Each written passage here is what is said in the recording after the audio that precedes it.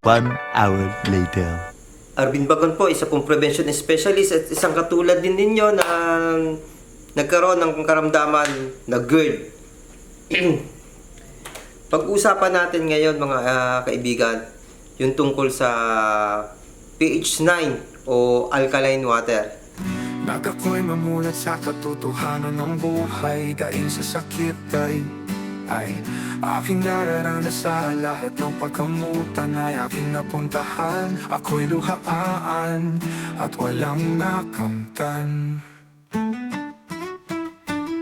Tulad nyo rin ako hindi sumuko, patuloy na lumaban.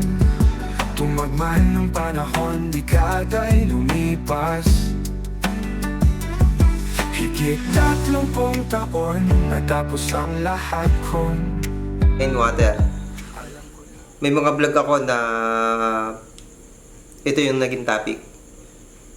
Ginagamit ko itong pH 9 sa intervention kapag ang aking problema ay tumataas ang hyperacidity at sigurado ako na hyperacidity yung nararanasan at nararamdaman ko, may intervention akong ginagawa. Kasama na dito yung pag-inom ng pH 9 o alkaline water. Ang dahilan para pababain ang asido. Kasi ang pH 9 po, nagdadagdag po ito ng alkaline sa ating katawan kung saan ang mataas na asido ile-level ng alkaline water na iniinom natin. Saan makakakuha ng alkaline water? May nabibili po tayong alkaline water. Meron din pong ordinaryong nakukuha sa natural na pamamaraan tulad ng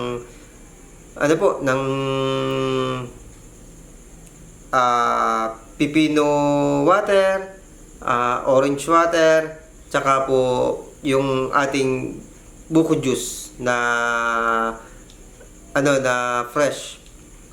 Ilan lang po yan sa mga alkaline na pangkaraniwan nating nakikita dito sa ating mga tahanan.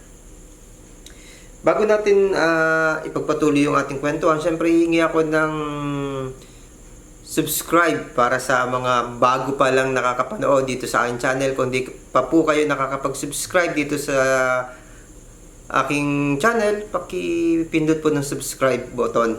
Ganun na rin po, paki-like na rin po kung sakaling nagugustuhan nyo yung mga pinagkukwentuhan natin dito, yung mga topic ng aking vlog. At kung meron po kayong kaibigan na nangangailangan dito sa kwentuhan na uusapan natin, yung topic natin, paki-share po sa kanila. Siyempre, ang topic na to ginawa ko dahil dun sa isang tanong ng ating kaibigan, ng ating viewers. Shout out kay June Cabral. Ang video pong ito ay ginawa ko para po sa inyo at para sa mga kaibigan natin na may parehas pong problema at may parehas pong katanungan tungkol sa alkaline water o pH 9. Shoutout na rin po kay Rafael Mendo, kay Logi Orapa, si Girly Opinion, Lisa Civil, at saka po si Jane Sumbal. May shoutout po, Rap Barok. Yan, na-shoutout ko na rin naman to nung nakaraan. Si Jun Cabral po pala ay malagian ng nanonood dito sa ating vlog. Maraming salamat po. At naasahan nyo po na patuloy po ako na magbibigay ng mga kwento tungkol po sa aking karanasan at tungkol po sa aking mga natutunan, lalong-lalo na sa training, kung bakit po ako ay natatawag na prevention specialist, kung saan po nagbibigay po ako ng mga karunungan tungkol po sa prevention para po mahadlangan po ang paparating na problemang pangkalusugan. Mga kaibigan, yan po yung mitiin ko natutuwa nga po ako at ako ay naging isang prevention specialist. Ako po ay certified at ako po ay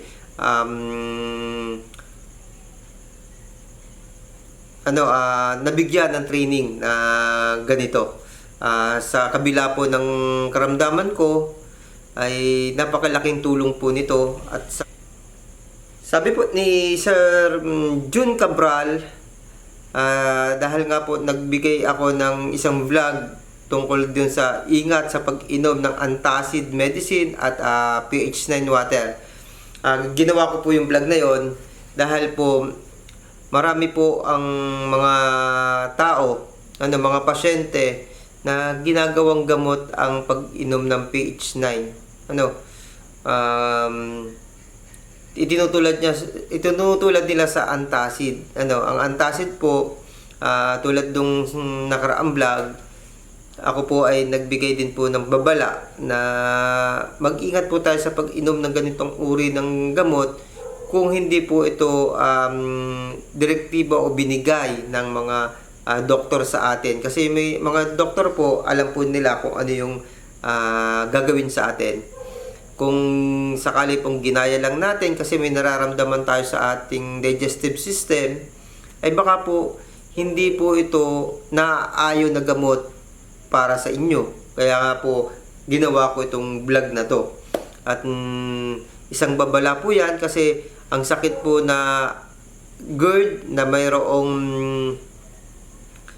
meron pong sintomas na acid reflux o hyperacidity, ito po yung mga problemang pang digestive system na nangangailangan po ng antacid.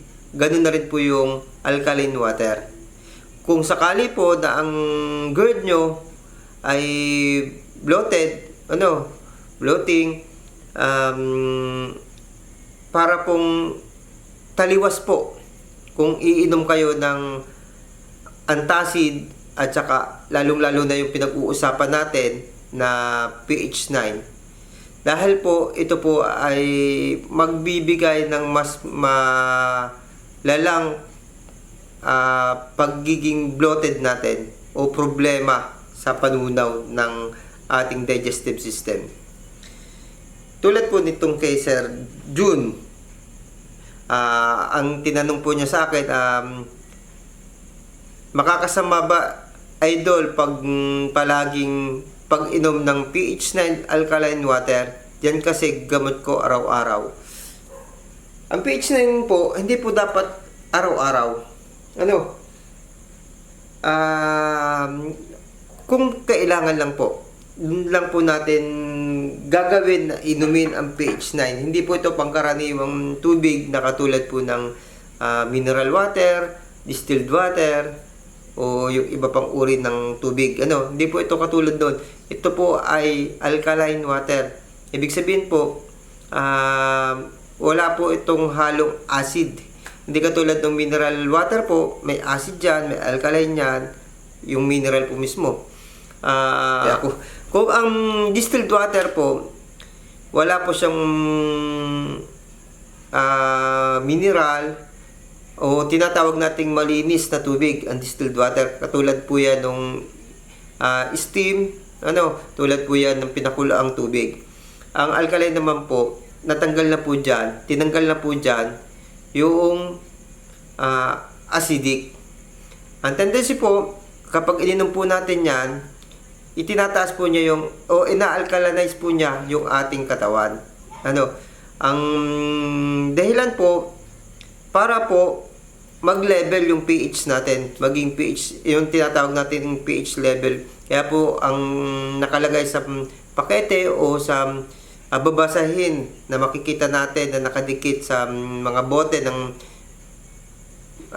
alkaline water ay pH 9 kasi yun po yung level. Kung hindi po, Sir June, kung hindi po ako nagkakamali, ay hindi naman po siguro araw-araw ay meron kang atake ng acid reflux. O baka po dahil po halos may kaparehas na sintomas ang acid reflux sa low acid, baka po kasi nagkakamali tayo. Ang tendency po niyan, pwede po tayo magkaroon magkaroon po tayo ng H. pylori bacteria. Pwede po tayong araw-araw ay makaranas ng pagkakabag. Pwede pong lumala ang ating anxiety kasi po laging masama po ang ating pakiramdam. Pwede pong palagi ang makaranas tayo ng hilo. Ganun na rin po yung palagi ang makaranas tayo ng sakit ng ulo. Yan lang po ay dahil po sa pag-inom ng PH9. Hindi po kasi ito ginagawang regular. Ano po, ang PH9 po ay katulad ng ginagawa ko, iniinom ko po yung PH9. Ako po ay merong PH9 dito sa bahay. Hindi po ako nawawalaan. Lagi po akong may reserba. Kasi nga po, ginagamit ko po itong prevention. Kapag po, pag po ang malaking trigger po kasi sa acid reflux kung bakit magre-react ang ating digestive system, ang ating acid magre-react kasi po kapag ka-stress tayo. Number 1 po yan. Maraming dahilan po kung bakit tayo na-stress. Isa na po dyan yung pagod, sobrang pagod, over fatigue. Kapag po ako, masarapin din akong gumawa dito sa bahay pag wala akong pasok, trabaho ako, nag-garden ako, naglilinis ako, nagbubuhat ako ng kung ano-ano. Ayaw ko tumigil. Ayaw ko tumigil hanggang, kasi nakasanayan ko na yun, ginagawa kong challenge yung buhay ko. Kasi nga, mahabang taon na akong may sakit, ginagawa ko, china-challenge ko ang sarili ko na hindi ko alam na mali din naman. Mali din naman yung i-challenge mo yung sarili mo dahil binibigyan ko ng stress. Kasi dahil nga mahirap pagalingin yung acid reflux, ang ginagawa ko, halos pinaparusahan ko yung sarili ko. Pinapagod ko, inaano ko para pagka nagawa ko yung mahirap sa aking tansya na gawain, nagawa ko ito, natapos ko to, masaya din ako kasi nasa isipan ko, hindi pa ako mamamatay. Kasi kaya ko pang gawin yung mahihirap na trabaho. Ganun yung ginagawa ko. Kung bakit sina-challenge ko lagi yung sarili ko, lalong-lalo na kapag ka nakakaramdam ako ng sakit, gusto ko i-challenge yung sarili ko. Ganun din po yung problemang kinakaharap natin. Nababawasan po.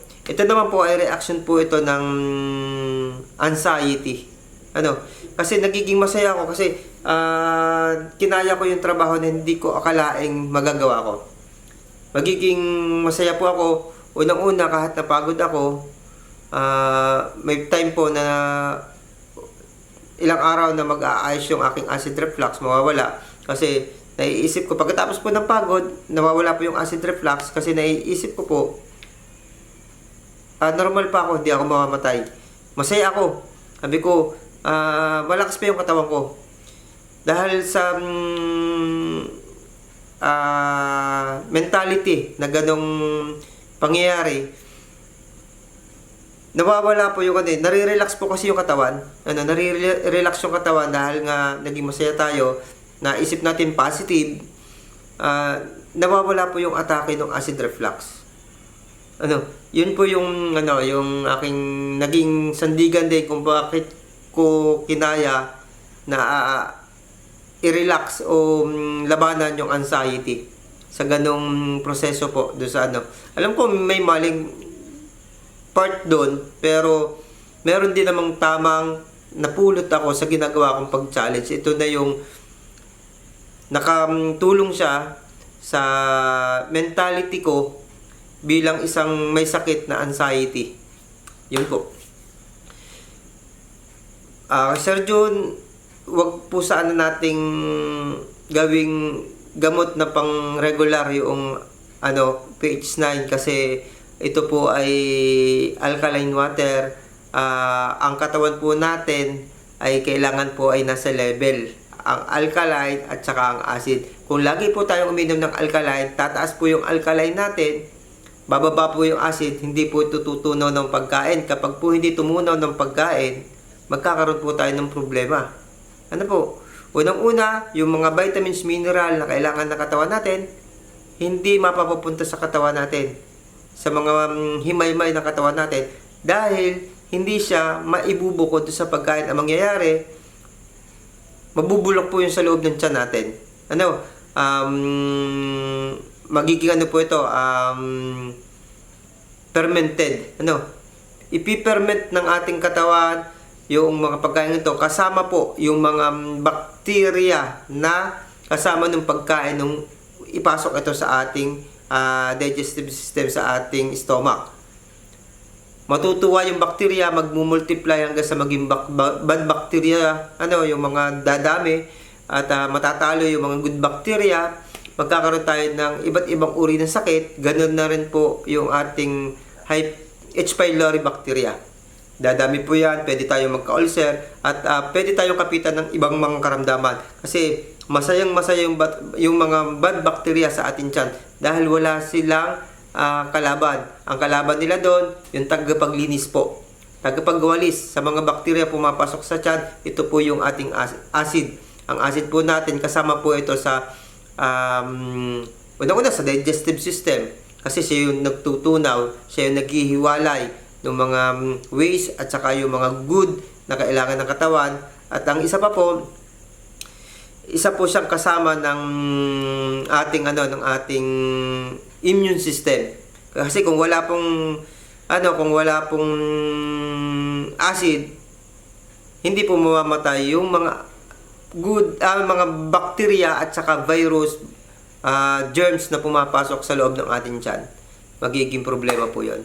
Sana Sir June at sa iba pa nating mga kaibigan na nanonood dito sa vlog na to, sa kwentuhang ito, kung nagustuhan nyo ulit ang aking mga ginawang topic mula noon hanggang ngayon, lalong-lalo na ito pinag-uusapan natin, paki-subscribe po nitong aking channel. Ganun na rin po, paki-pindot po ng bell button para yung mga video na gagawin natin, palagi kayong ma-update at mag-alarm sa inyong mga device kung kayo nagbukas ng YouTube na meron akong bagong video. At ganoon na rin po, paki-like, share po nitong video ko sa mga kaibigan nyo. Syempre, huwag nyo kakalimutan mag-comment dahil yung comment po kapag po kailangan kung gumawa ng video ng pagkukwentuhan katulad po nito, dito ko po hinahango yung aking topic. Yun lang mga kaibigan, mga idol. Syempre, nagpapaalam po muna ulit ako at babalik ako sa mga susunod na video na gagawin natin. Wala pong katapusan na sakripisyo ito para marami akong matulungan. Yun lang po. Bye-bye po. God bless you. Ingat tayo lagi.